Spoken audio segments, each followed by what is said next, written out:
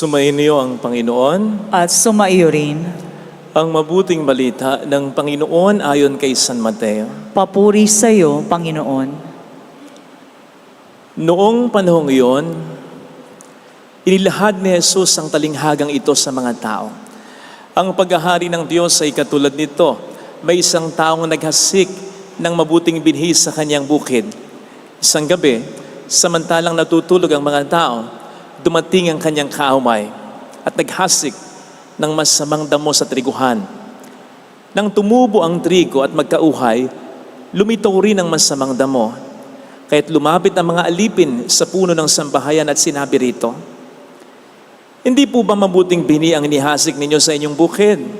Bakit po may mga damo ngayon?" Sumagot siya, "Isang kaaway ang may kagagawa nito." Tinanong siya ng mga utusan, "Bubunutin po ba namin ang mga iyon?" "Huwag," sagot niya. "Baka mabunot pati trigo. Hayaan na ninyong lumago kapwa hanggang sa anihan. Pag-aani sasabihin ko sa mga tagapag-ani, tipunin muna ninyo ang mga damo at inyong pagbigkis-bigkisin upang sunugin. At ang trigo'y inyong tipunin sa aking kamalig." Mga kapatid, ang mabuting balita ng Panginoon. Pinupuri ka namin, Panginoong Heso Kristo. Si Haring Frederick ng Prussia, ito po ay isang kingdom dati sa Germany, ay nagdesisyon isang araw na exterminate lahat ng Maya, ibong Maya, sparrows sa kaharian niya. Ito'y matapos niyang makita isang beses na may mga Mayang kumakain sa mga trigo na pananim niya. Naisip niya at nakapag-conclude na siya na mga Mayang ito ang responsable kung bakit kumukonti ang kanyang ani. And so at once, he ordered their extermination. At nagbigay pa siya ng pabuya, malaking pabuya, sa bawat isang Maya na mapapatay ng mga taga-Prussia.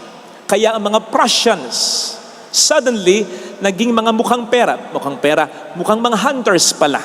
Kasi nag-hunt na sila ng mga Maya. And then, soon enough, there were no longer sparrows in their land. Tuwang-tuwa naman ang hari sapagkat wala nang mga Mayang namumuisit sa mga pananim niya. Pagkalipas ng isang taon, mas sumakit ang ulo niya sapagkat biglang dami naman ang mga uod at mga lokos, mga balang. Anong dahilan? Sapagkat wala nang mga Maya na kumakain ng mga uod at balang na yan. At ang mga uod ang balang na yan ang siyang sumisira naman sa kanya mga triguhan.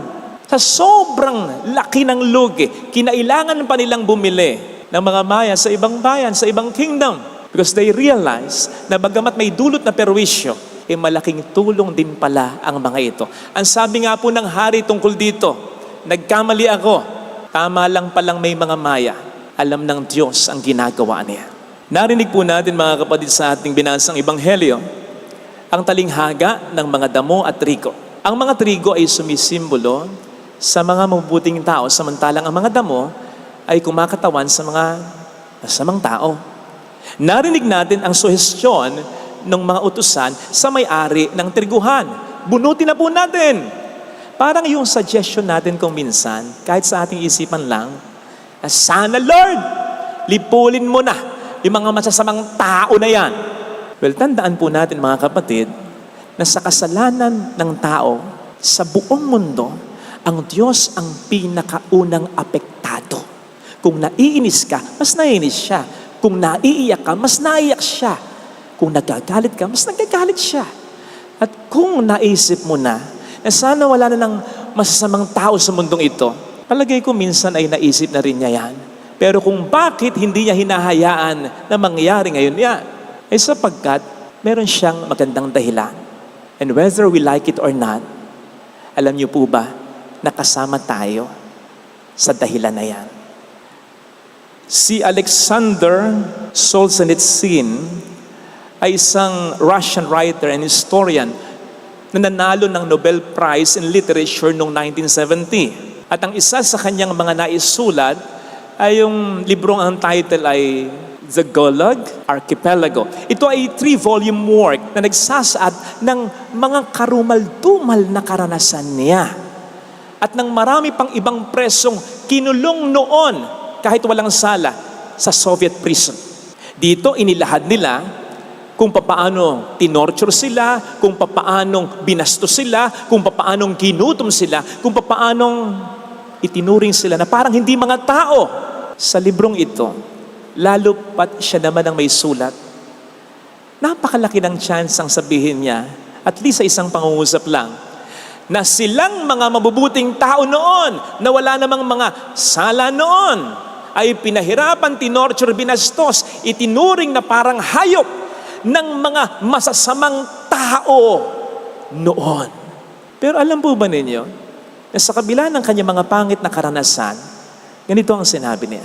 Pakita natin sa slide. If only it were also simple, if only there were evil people somewhere insidiously committing evil deeds, and it were necessary only to separate them from the rest of us and destroy them.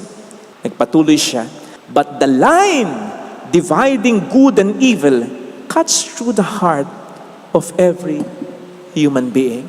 Sa sinabi niyang ito ay parang sinasabi niya, sana ganun kasimple na hatiin lang ang mga grupo ng tao sa dalawa. Dito mabuti, dito masama. Hindi ganun kasimple. Sapagkat kung tututuhanin natin ang pagdi-divide, lahat maapektuhan. Inasmuch as sa puso ng bawat tao, may masama at mabuti. Ang bawat tao sa kanyang puso ay hindi purong trigo.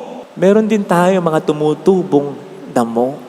Kaya, wag nating agad sinasabi, sana wala na lang masasamang tao sa mundong ito. Sana lipulin lamang ng Diyos ang masamang tao sa mundong ito. Be careful kasi baka madamay tayo. Parang yung isang ginang na isang araw ay naguhumiyaw sa kanyang asawa kasi ninakawan daw sila nung kasambahay nila. Napakawalang inday na yan. Ninakawan tayo, sabi sa kanyang asawa. Sabi naman ng mister niya sa kanya, ano ninakaw sa'yo? Sumagot siya, yung tuwalyang kinuha natin sa Manila Hotel, magnanakaw din pala. Parang yung ibang todong makareact sa ginawa ni Pura. Kung saan nagsuot siya ng parang Nazareno habang inaawit ng parak, yung panalangin sagrado para sa ating mga Kristiyano. Grabing makareact, pero hindi naman nagpapakabuting tao. Inaawit talaga ng taimtim. Yang ama namin na yan, na may lyrics na sundin ang loob mo, pero hindi naman sumusunod kay Kristo. Gaya ng pagpapatawad namin sa nagkakasala sa amin, pero hindi naman nagpapatawad ng kanyang kapwa-tao. Huwag mo kami ipahintulot sa tukso, pero ikaw itong lapit ng lapit sa tukso. O hindi ba blasphemy rin ito? Hindi ko po sinasabi na huwag na tayong mag-react kapag may nakikita tayong mali. Mas mali yung hindi tayo magre-react. Ang sinasabi ko, huwag tayong huhusga ng tao. Ang husgahan natin yung maling ginagawa, hindi yung karakter o pagkatao ng tao. Sapagkat kapag tayo nang husga ng tao, inaalis na natin ang pag-asa nito na magbago. Tama namang ang damo kailanman ay hindi na pwedeng maging trigo kahit ano pang gawin mo. Pero ibahin natin ang tao sapagkat ang tao sa grasya ng Diyos, bigyan mo lang ng sapat na oras po pwedeng makapagbago. Father, ang dami ko nang binigay ng tsansa sa asawa ko, sa anak ko, sa kapatid ko, sa taong ito na nasa isip ko. Wala Ayaw pa rin magbago. Anong gagawin ko? Baka pwedeng tayo na lang ang magbago. Ha? Oo. O hindi ba't ang sabi natin kanina, hindi naman purong trigo ang nasa puso ng bawat tao. Meron din tayong mga damo. Meron ding mga nakatinim dyan na negatibong tinanim ng dyablo. Yun ang sinabi natin nung nakaraang linggo, di ba? Kaya nga naiinis Kaya nga ikaw nagagalit Kaya nga masyadong maraming naiisip ikaw na pangit o nasasabing pangit dun sa tao. Hindi lamang dahil sa masasamang ipinapakita o sinasabi ng tao, kundi dahil sa hinahayaan mo ang dyablo ay diligin ang mga negatibong elemento sa puso mo sa pamamagitan ng taong ito na kinaiinisan mo. Kaya sana, alisin na rin natin kahit yung mga damong yan na nakalagay sa ating kalooban. Yung damo na galit, yung damo na inis, yung damo na pagiging very self-righteous na yan. Isin na natin yan. At malaki ang maitutulong ng pananatili ng mga taong nagtitrigger ng mga negatibong bagay na yan sa ating kalooban.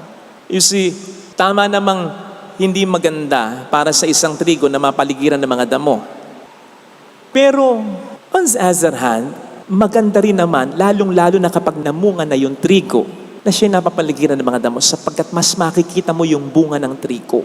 In the same way, mahirap mapaligiran ng mga masama o not so good people kapag nagpapakabuti tayo. Pero dun matetes at dun mas susubok o dun mas magiging authentic o dun mas magiging matatag ang ating pagpapakabuting tao. Kasi isipin po ninyo paano mo masasabing mapagmahal ka kung hindi ka makaka-encounter ng taong mahirap mahalin? Paano mo masasabing mapagpasensya ka kung hindi ka makaka-encounter ng taong masarap patayin? Paano mo masasabing mapagpatawad ka kung hindi ka makaka-encounter ng taong dapat mong patawarin?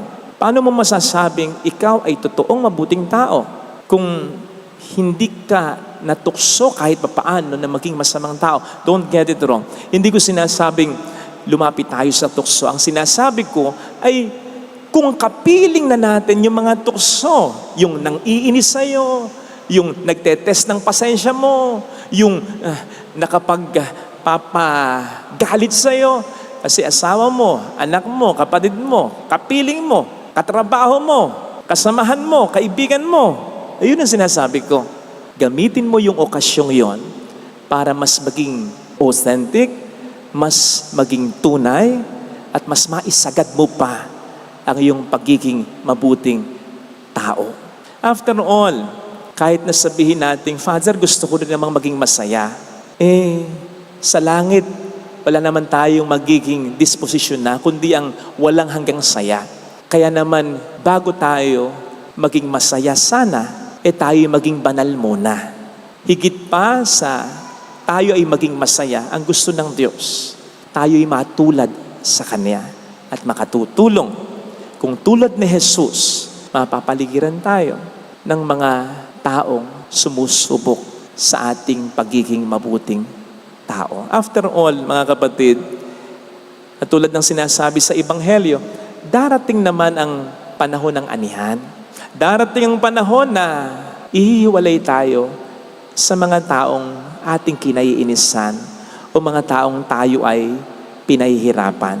Either sa buhay dito sa lupa o buhay sa kabila. Pero habang hindi pa nangyayari yon, tiis-tiis muna. Hayaan mo na huwag kang pasamain ng mga masasamang nararanasan mo. Hayaan mo na unti-unti sa pamamagitan ng mga taong ito na sumusubok sa pagiging mabuting tao mo, unti-unti mawala yung mga natitirang damo sa puso mo para tayo'y tuluyang matulad kay Kristo. Pasasaan ba't pagdating ng araw ay masasabi mo, alam talaga ng Diyos ang Kanyang ginagawa. Ito sana ang hilingin nating biyaya. Amen. Ilagay natin ang ating kanang kamay sa tapat ng ating puso.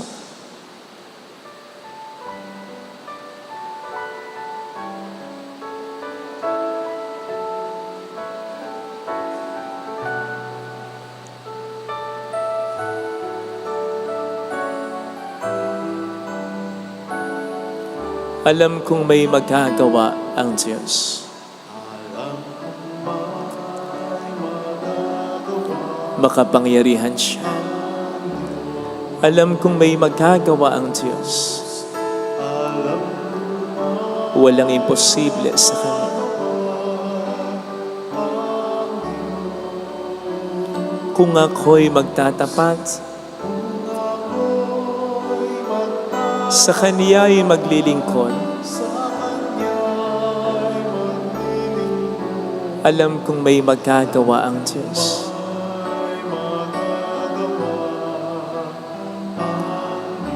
Alam kong di ringkin ng Diyos ang samo ko, sapagkat mahal niya ako. Alam kong di ringkin ng Diyos ang samo ko, sapagkat anak niya ako. Kung ako'y magtatapat, sa Kaniya'y maglilingkod, alam kong di rin kinang Diyos ang samo ko. Pikit natin ang ating mga mata. Panginoon, tulungan mo kong maging mabuting tao sa kabila ng mga pangit na nararanasan ko, sa kabila ng mga problemang pinagdaraanan ko, sa kabila ng mga hirap na nararanasan ko. Tulungan mo kung huwag mapasama ng mga masasama at pangit kong karanasan. Tulungan mo kung mas magpakabuti pa, mas umunawa, mas magbigay, mas magmahal, mas magsakripisyo pa. Tulungan mo ko sapagkat may mga pagkakataong hindi ko na talaga kaya. Pero sa tulong mo, hindi ako mawawala ng pag-asa. Hallelujah! Ihintayin ko pa rin ang pagbabago ng mahal ko. Hallelujah! Siya ay muling babalik sa atin at willing ako na kahit ako ay magbago, yung mas umunawa, mas magmahal, mas magsakripisyo. Hallelujah! Baguhin mo rin ako. Hallelujah! Sa takdang panahon ay babalik ang Panginoon upang tayo ay kunin. Tapat siya sa kaniyang mga pangako sa atin.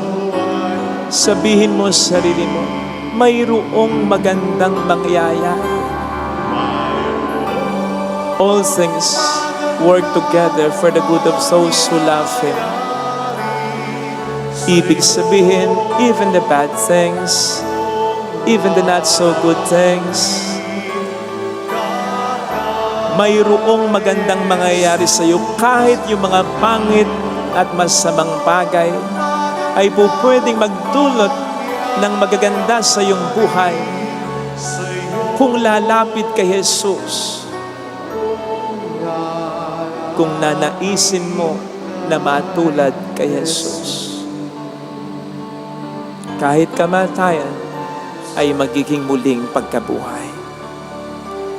Papuri sa Ama at sa Anak sa Espiritu Santo. Kapara noong unang-una, ngayon magpakailanman, magpas sa walang hanggan. Amen. Magsitayo tayo. Sumasampalataya ako Sa Diyos, amang makapangyarihan sa lahat na may gawa ng langit at lupa. Sumasampalataya ako kay Jesucristo, iisang anak ng Diyos, Panginoon nating lahat. Nagkatawang tao siya, lalang ng Espiritu Santo. Ipinanganak ni Santa Mariang Birhen.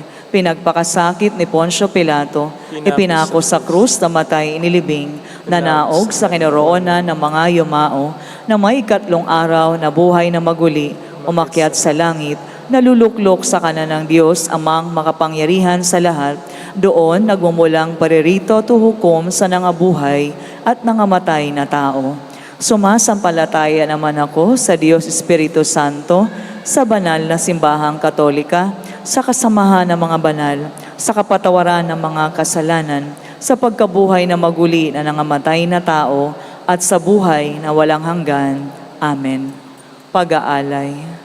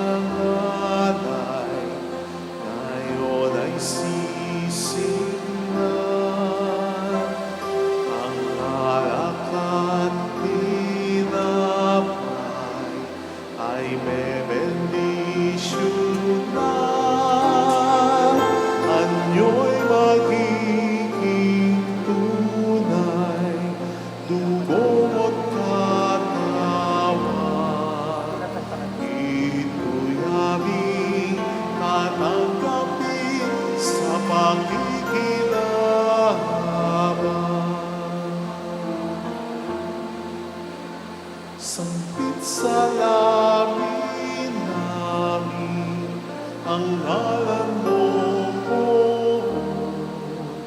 ay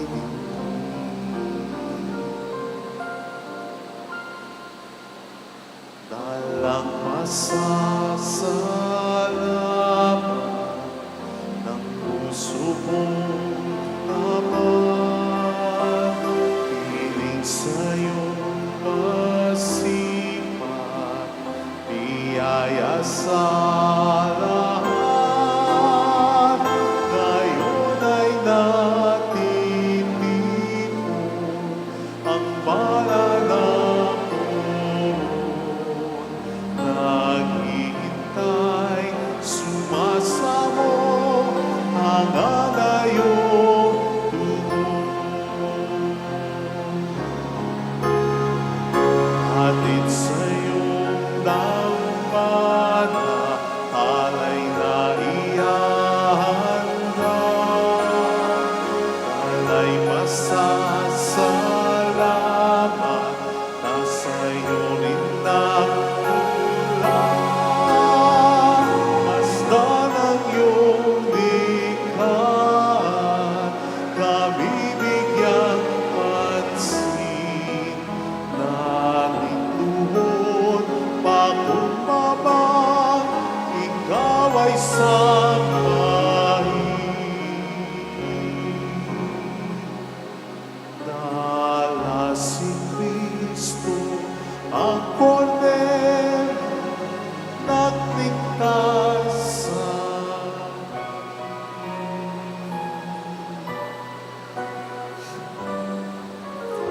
Manalangin tayo, pang ating handog ay maging kalugod-lugod sa Diyos sa mga makapangyarihan. Tanggapin nawa ng Panginoon itong paghahain sa iyong mga kamay sa kapurihan niya at karangalan sa ating kapakinabangan at sa buong sambayanan niyang banal. Ama naming lumikha, lahat ng iyong mga paghahaing pinag-utos ng araw ay iyong pinagtitibay sa isang haing hantungan ng tanan. Tanggapin ang ginaganap ngayon ng iyong mga lingkod at basbasan mo ito ng kabanalang gaya ng iyong mga kaloob sa mga alay ni Abel na lubha mong ikinalugod, upang ang mga handog ng bawat isang nagbigay para sambahin ang banal mong ngalan ay magkamit ng karagdagan mong kasiyahan.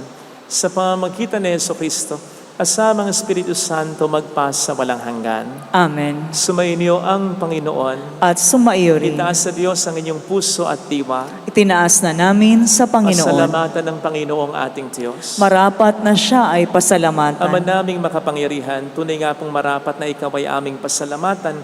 Ang iyong mga supling na nagtaksil ay nagbabalik ngayon sa iyong paggiliw.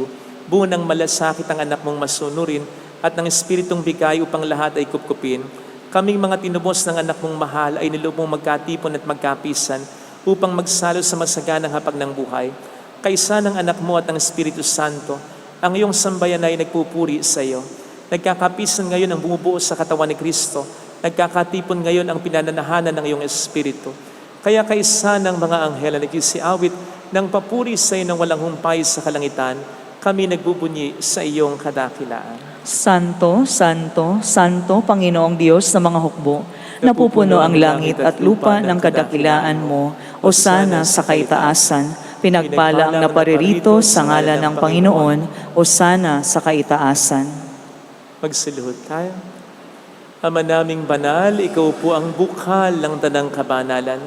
Kaya't sa pamamagitan ng iyong Espiritu gawin mong banal ang mga kaloob na ito upang para sa amin ay maging katawan at dugo ng iyong anak na aming Panginoong Hesukristo.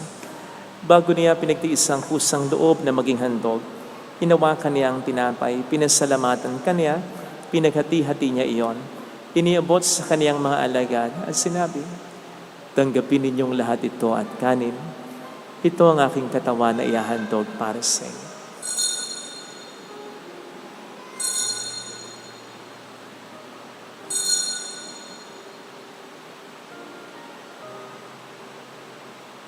Kaya hindi naman ang matapos ng hapunan, hinawakan niya ang kalis, uli kaniyang pinasalamatan.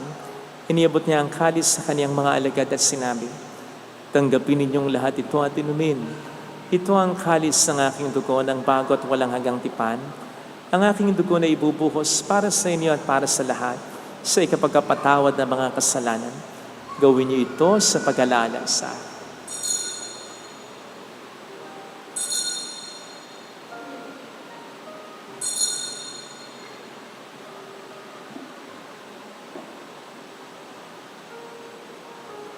Ipagbunyi natin ang misteryo ng ating pananampalataya. Si Kristo'y namatay, si Kristo'y nabuhay, si Kristo'y babalik sa wakas ng panahon. Ama, ginagawa namin ngayon ang pag-alaala sa pagkamatay at muling pagkabuhay ng iyong anak. Kaya inialay namin sa iyo ang tinapay ng buhay at ang kalis ng kaligtasan. Kami nagpapasalamat dahil kami iyong minarapat na tumayo sa harap mo para maglingkod sa iyo. Isinasamo namin kami na magsasalo sa katawan at dugo ni Kristo ay mabuklod sa pagkakaisa sa pamamagitan ng Espiritu Santo. Ama, lingapin mo ang iyong simbang laganap sa buong daigdig, puspusin mo kami sa pag-ibig. Ay sa ni Francisco na aming Papa, ni Janis na aming Obispo at ng Tanang Kaparian. Alalahanin mo mga kapatid naming nahimlay nang may pag-asang sila'y muling mabubuhay, lalo ng aming mga ipagdarasal. Yumuko tayo saglit, ipagdasal ang ating mga minamahal na yumao. Kawaan mo sila at patuloyin sa iyong kaliwanagan. Kawaan mo at paging tapatin kaming lahat na makasalo sa iyong buhay na walang wakas. Kaysa ang mahal na Birhen ng Lasalet, ang ina ng Diyos, isanusay ang kabiyak ng kanyang puso lahat ng mga banal na namuhay dito sa daigdig ng kalugod-lugod sa iyo. May pagdiwang nawa namin ang pagpupuri sa ikararangal mo sa pamamagitan ng iyong anak na aming Panginoong Jesucristo. Sa pamamagitan ni Kristo kasama niya at sa Kanya, ang lahat ng parangal, papuri ay sa iyo, Diyos amang makapangyarihan, kasama ang Espiritu Santo magpa sa walang hanggan. Amen. Tumawag tayo sa ating Ama.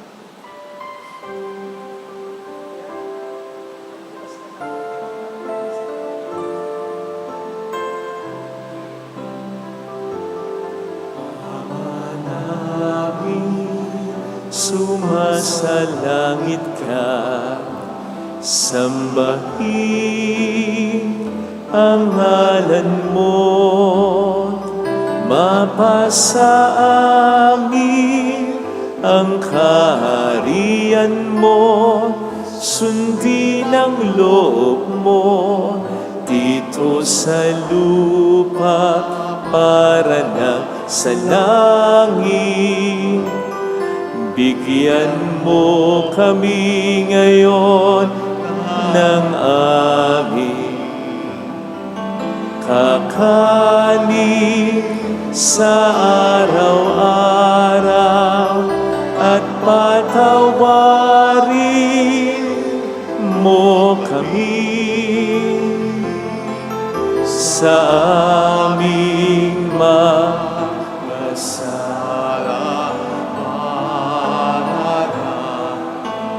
papatawad namin sa nagkakasala sa amin at huwag mo kami ipahintulot sa tukso at ihadya mo kami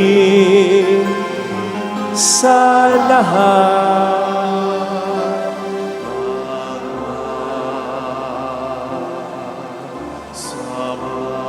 Iniling namin kami adya sa lahat ng masama at pagkalooban ng kapayapaan araw-araw. Iligtas sa kasalanan sa kapahamakan, lalo na sa mga seryosong karamdaman. Samantalang aming pinaghahandaan ang dakilang araw ng pagpapahayag ng tagapagligtas naming sa Jesucristo. Sapagkat iyo ang kaharian, ang kapangyarihan at ang kapurihan magpakailanman. Amen. Panginoong Jesucristo, sinabi mo noon, sinasabi mo rin sa amin dito ngayon, kapayapaan ang iniiwan ko sa inyo, aking kapayapaan ang binibigay ko. Tunghayan mong aming pananampalataya, wag ang aming pagkakasala. Pagkalooban mo kami ng kapayapaan at pagkakaisa sa iyong kalooban, kasama ang Espiritu Santo magpas sa walang hanggan. Amen. Ang kapayapaan ng Panginoon ay sumainyo nawang lahat. At sumaiyo rin. Magbigayan tayo ng kapayapaan sa isa't isa. Peace be with you. Kapayapaan ko. Kordero ng Diyos. Kordero ng Diyos na nag-aalis sa mga kasalanan ng sanlibutan, maawa ka sa amin. Kordero ng Diyos na nag-aalis sa mga kasalanan ng sanlibutan, maawa ka sa amin. Kordero ng Diyos na nag-aalis sa mga kasalanan ng sanlibutan, ipagkaloob mo sa amin ang kapayapaan.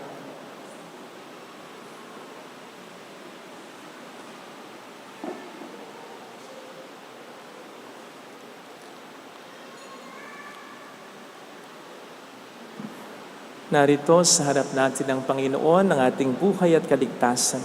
Mapalad tayong inaanyayahan. Panginoon, hindi ako karapat-dapat na magpatuloy sa iyo, ngunit sa isang salita mo lamang ay gagaling na ako.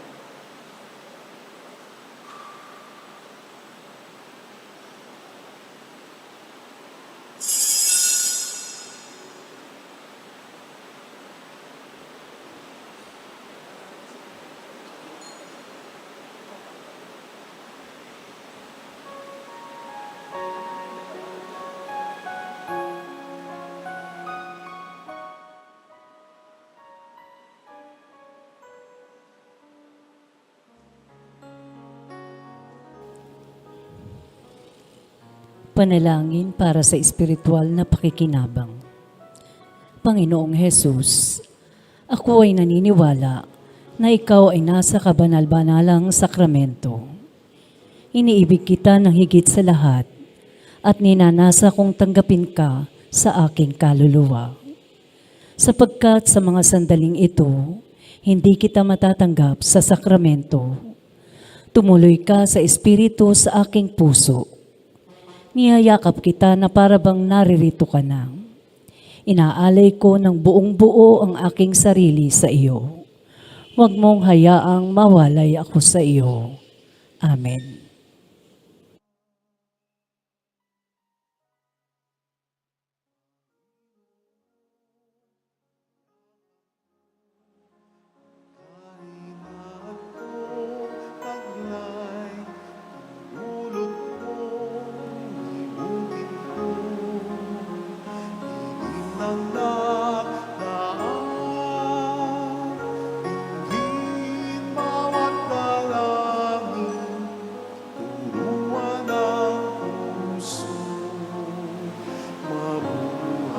Sa pag-ibig mo,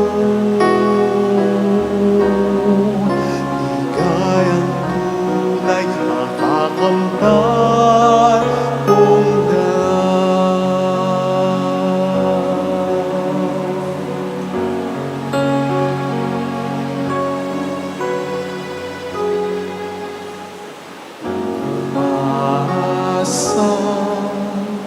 biyaya'y makakamit ang pag-ibig ko sa iyong palad tanggapin.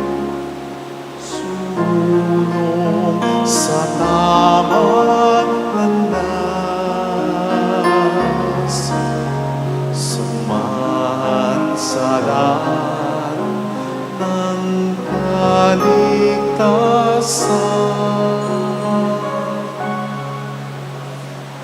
Nagahangan sarili maihandog, tinawag mo narito at tumugon, ligapit bigyan ng lakas. Mabuting pastong ka, ilaw kang tatanglaw.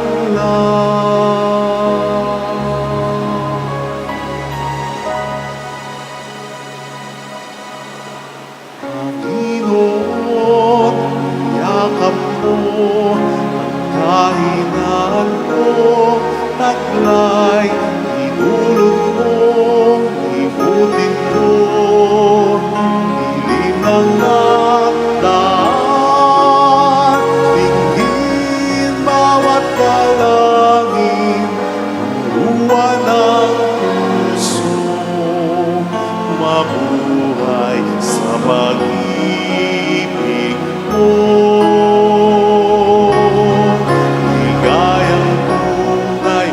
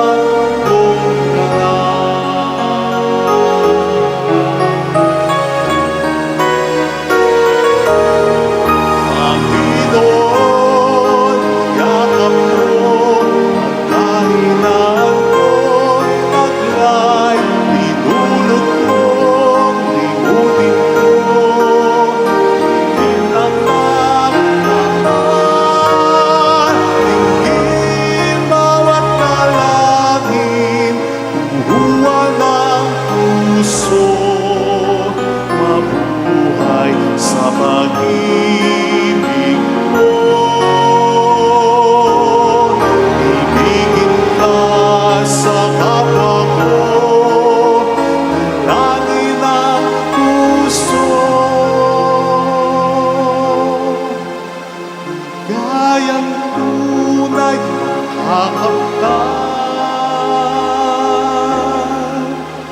kong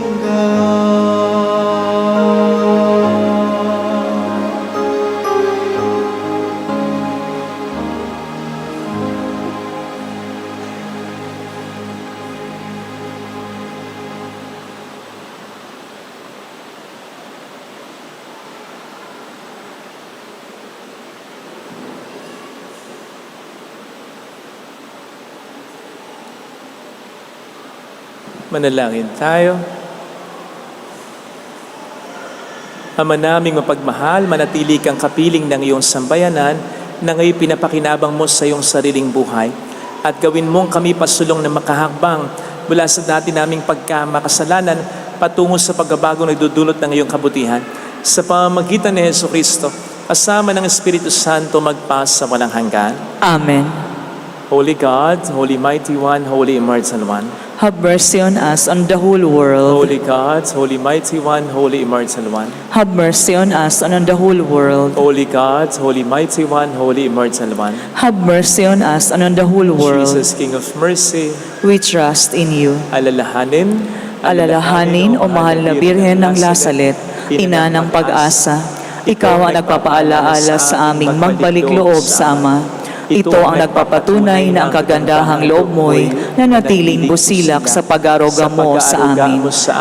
Tungkulin mo'y tinupad, sa paanan ni Kristo'y itinuring mo kami mga tunay mong anak.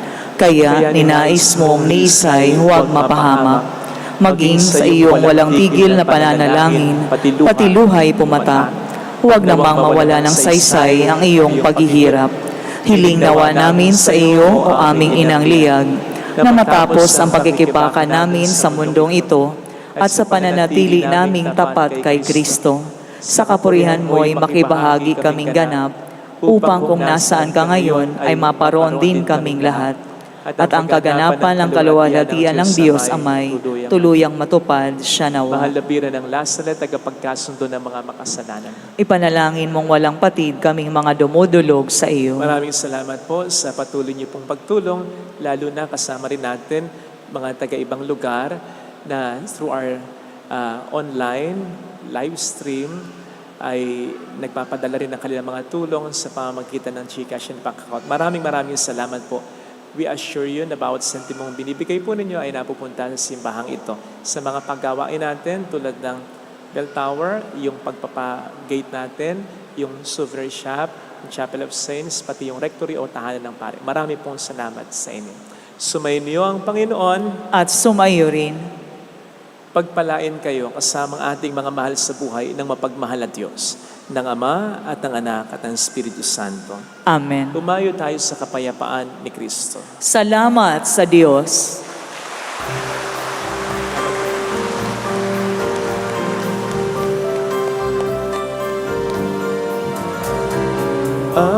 Amin, iniaalay ang pag-ibig na walang kapantay. O kay sarap mabuhay kung may nagmamahal, pagmamahal na tunay at laging dalisan.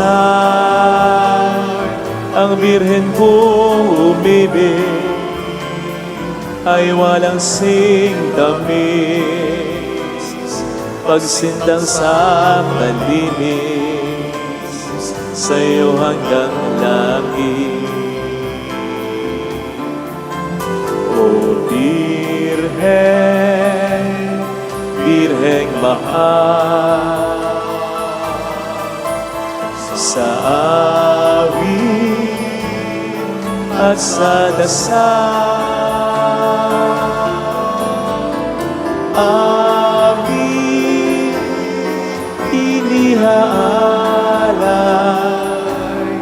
ang pag-ibig na walang kapantay.